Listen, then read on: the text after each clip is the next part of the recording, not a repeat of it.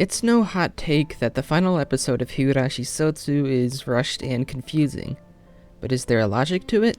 Of course it's already a flaw that many viewers don't know what to make of it, but I will cover the details so that by the end of this video you will be able to make your own judgment.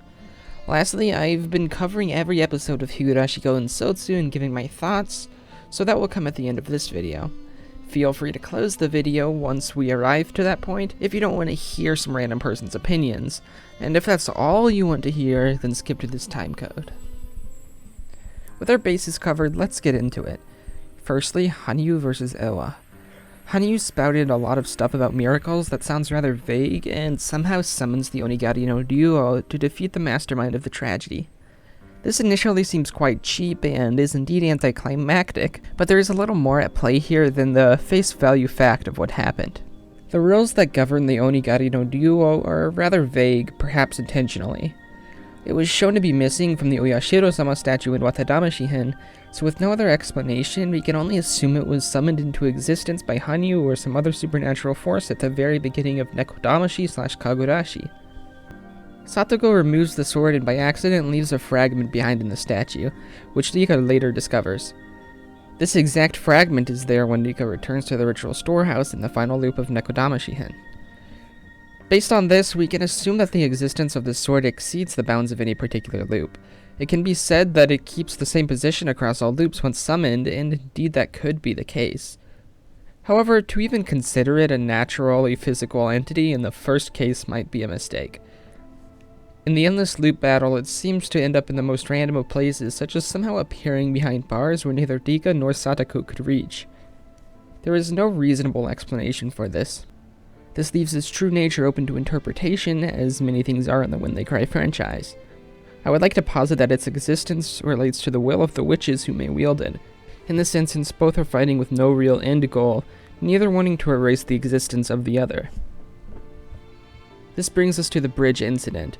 Rika for a moment shows real intent to kill Satoko while the latter slips into the opposite, which allows Rika to obtain a firm grasp on the sword that kills Lubers. However, she doesn't. She made a decision in that moment to cast aside her feelings of vengeance and retribution to seek out a real solution, a happy end. So she casts to this symbol of violent will the Onigari No Duo into the river. This miracle allows Hanyu to catch the sword, the sins of humanity once again passed on to the gods so humans can forgive each other. This is what the Watanagashi cotton drifting is about after all.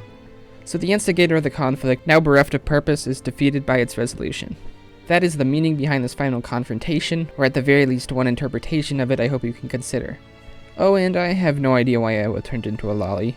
Nothing I can explain with just the context of Higurashi alone anyway. Read When They Cry. Then there's the question of why Rika and Satoko end the fight in their older forms.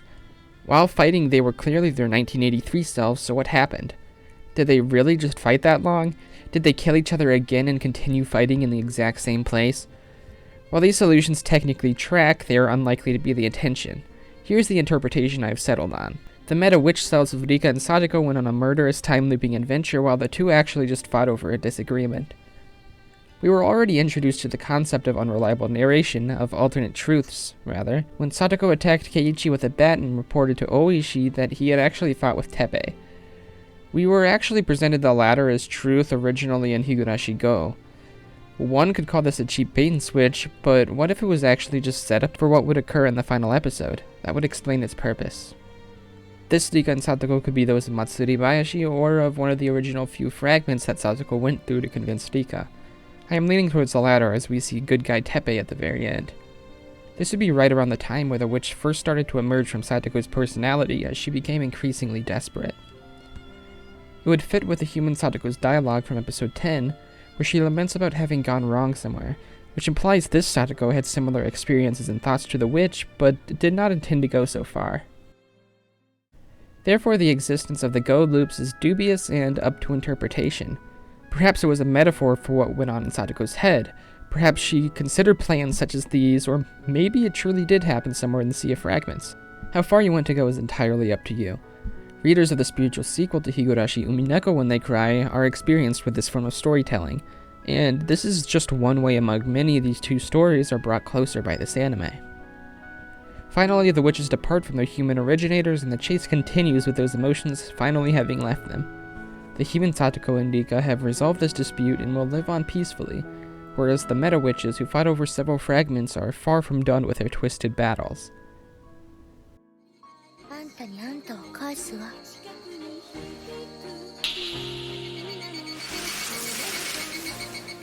That is all I have to say for the explanation portion of this video.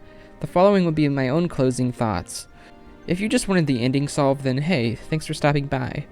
I'd appreciate it if you could leave a like, as even the slightest boost to the algorithm is a big help. Now onto the thoughts. I'm sure some of it came through with how I explained the ending, but I left feeling a little unsatisfied. The ending was quite rushed and anticlimactic.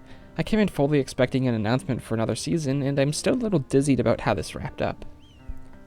There are so many questions left unanswered. For just a few, why does Keiichi survive every loop? What was up with the nurse who asked about Keiichi's Hinamizawa syndrome symptoms?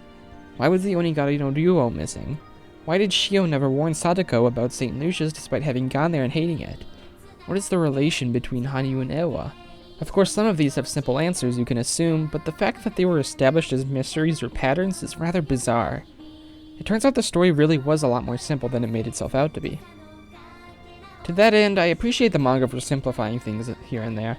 Not to mention they are going out of their way to produce a different set of answer arcs than the anime provided, showing us new loops rather than retracing old ones. I really look forward to the future of the manga's continuation, Higurashi Jun. But besides that, I do like the idea of this ending. I am happy if this is how Higurashi ends, at least for the time being. We got an even happier ending where Teppei realizes the error of his ways, Takano successfully reforms, and Satoshi awakens from his coma.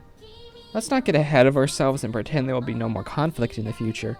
Go and Sotsu have already shown to us that a perfect and eternal happy end isn't realistic. But we can hope that every problem that arises has a solution, and that's the real happy ending. I've enjoyed the ride of Higurashi Sotsu, and I hope many of you have as well. There's a lot of hate going around, and while some of those criticisms are valid, I think some are overreacting. It was fun to experience this with you guys. On the bright side, we got the best Higurashi art style to date, a revitalization of the franchise, many new faces, and endless discussions. I'll be with you guys for the future of When They Cry and anything else. I actually have a lot of Higurashi-related video projects planned for the future, many with bits of script already written. There's a lot I want to share, and it's hard to even know where to begin. I also have other things I want to branch out to. I want to cover more anime and games and fiction. Currently I'm working on a thematic analysis and theory speculation of Deltarune. I also have more VN read-throughs and story-heavy gameplays in mind. If anything I'm saying interests you, please consider subscribing for future content, and if not, that's fine, and thank you for sticking with me for however long you have, even if it was just for the runtime of this video. I go by Tasty Nachos, and we'll meet when something else cries. Bye.